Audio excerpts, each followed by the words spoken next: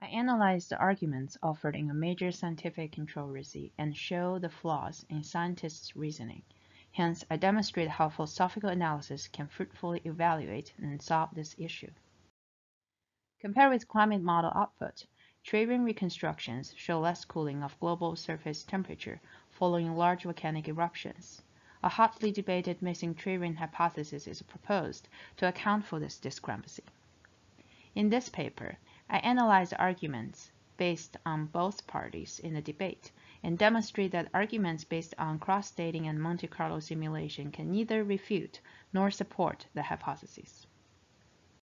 The missing tree-ring hypothesis states that, due to the extreme summer cooling caused by volcanic eruptions, a majority of trees did not have enough warm days for them to grow a ring that year. Therefore, dendritic reconstructions cannot identify those missing rings and recover the associated temperature signals. This is why tree ring reconstructions show less cooling than climate models. Some tree ring researchers argue against the missing tree ring hypothesis based on the rarity of missing tree rings in the records. However, when the tree ring records are collected and annual rings being marked, a technique called cross-dating is involved. Cross-dating is patching together chronologies by comparing many tree samples. However, cross-dating is designed for conventional years when trees grow normally, that is, when the majority of the trees faithfully record the temperature signals.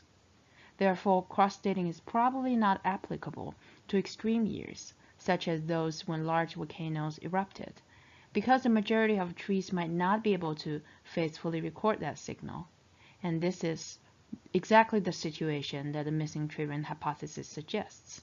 Thus, the argument based on the rarity is not a real threat to the missing tree ring hypothesis. Some climatologists also argue for the missing tree ring hypothesis using a Monte Carlo simulation and hypothesis testing.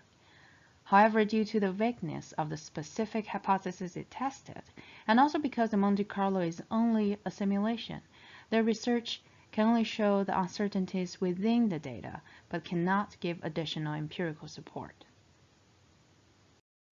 In the end, neither tree ring researchers nor climatologists involved in this debate successfully responded to the missing tree ring hypothesis.